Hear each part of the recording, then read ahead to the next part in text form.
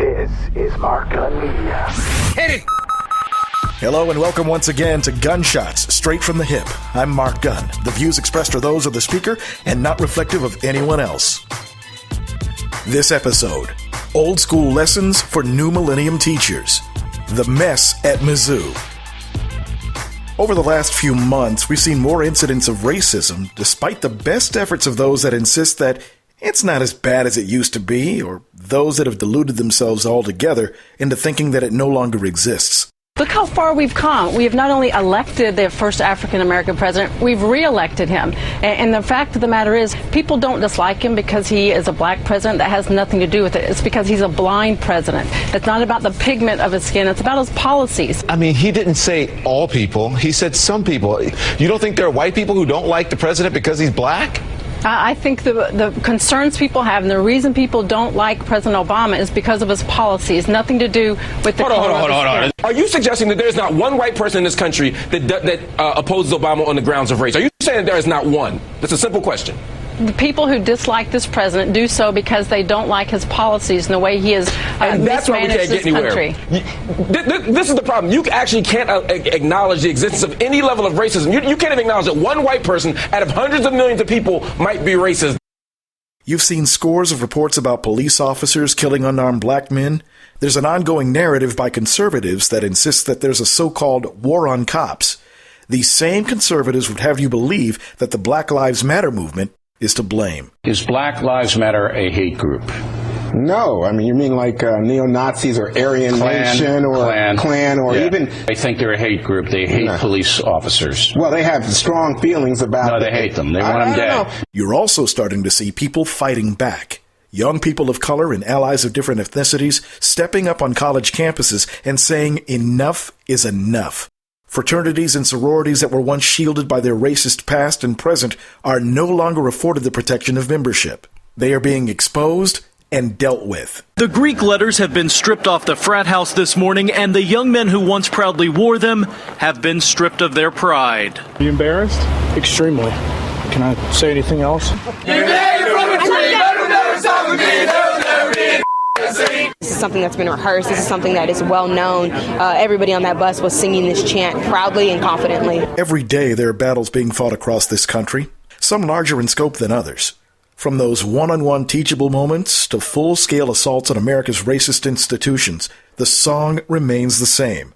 America has a real problem with race, and it's becoming increasingly more difficult to hide from it.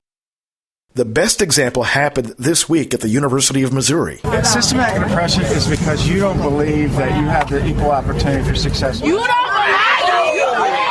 You just blame us for systematic oppression, Tim Wolf. Did you not blame? The Mizzou president under fire tonight by a growing list of high-profile people, including head coach Gary Pinkel and now the Missouri governor. Many members of the football team are today on strike. The racial climate at MU has been tumultuous for months, but a growing number of students believe the university hasn't reacted appropriately or quickly enough. So a graduate student announced several days ago that he was undertaking a hunger strike until there is change.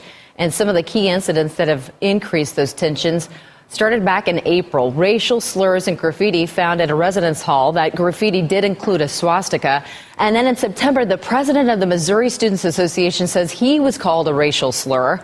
And then in October, somebody disrupted the Legion of Black Collegians 2015 homecoming royalty court rehearsal using more racial slurs in that incident. Huge story regionally, but it exploded nationally when the Mizzou football team got involved. They were supposed to practice today to prepare for Saturday's game against BYU at Arrowhead, but that was canceled. And now Saturday's primetime game against BYU is in dire jeopardy. There's over 30 members of the team locked arm in arm in solidarity because they feel Wolf has either ignored or mishandled racist incidents on campus. After canceling practice, Pinkel tweeted out, "The Mizzou family stands as one. We are united and we are behind our players." And one player told reporters he and his teammates want to play, but standing up against racism is one of the most important things they could ever do. If Wolf doesn't resign or isn't removed from office and the players continue their boycott, Saturday's game against BYU will be canceled. That means MU will forfeit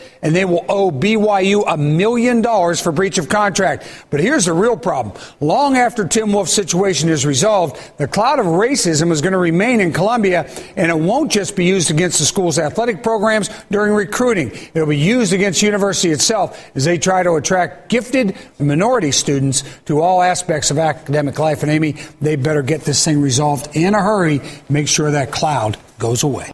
After several days, the totally predictable thing happened. My motivation in making this decision comes from love. I love MU, Columbia, where I grew up, in the state of Missouri. I've thought and prayed about this decision. It's the right thing to do. Now, this is where the cynic in me speaks loud and clear. The desired result was achieved, to be sure. Just as it had been with Paula Dean, Michael Richards, Donald Sterling, just to name a few, we shouldn't fool ourselves into thinking that their backlash came out of a real desire for racial or social justice.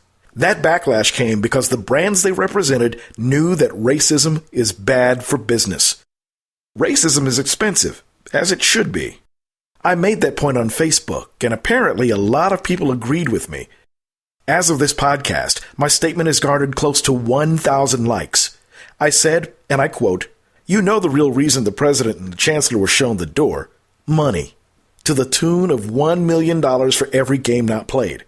So while you get mad at students who weren't going to tolerate racist treatment like some of you obviously think they should, remember, the kids didn't fire them. The university did. Had it not been for the racism that took place, there would be no issue." End quote. Man, you would think I called someone's mama everything but a child of God, because there were quite a few white folks that went ballistic.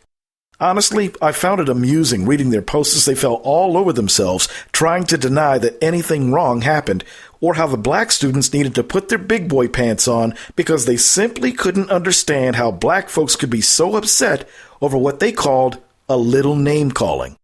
After all, we have a black president, so a little bit of racism is just fine. Then there's the tried and true chestnut of, the only reason why racism is an issue is because blacks keep bringing it up, all the while ignoring the fact that it is an ongoing issue. Then there's the popular, black people are the real racists because they keep pointing out every little thing that happens.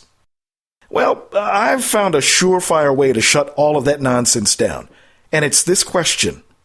Since you say that things aren't so bad, are you telling black folks that we're supposed to just sit down, shut up, and put up with more racism?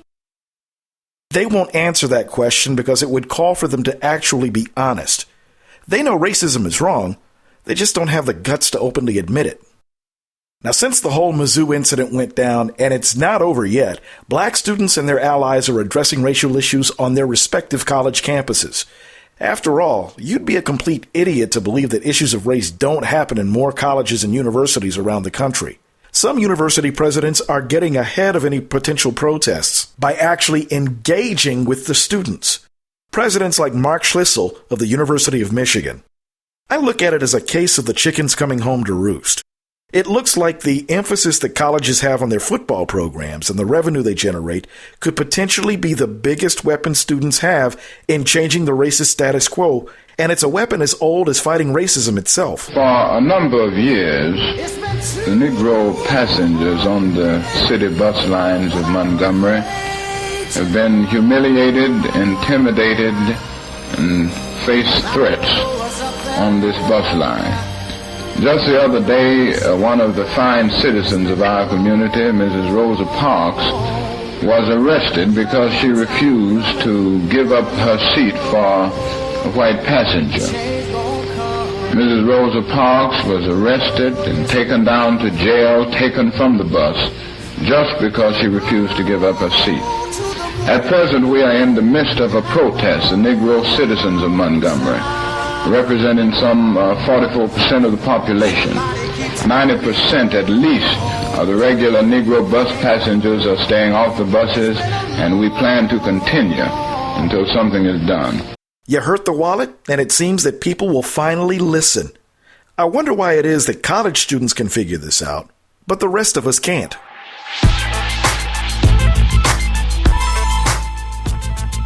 Once again, you've been listening to Gunshots, Straight from the Hip.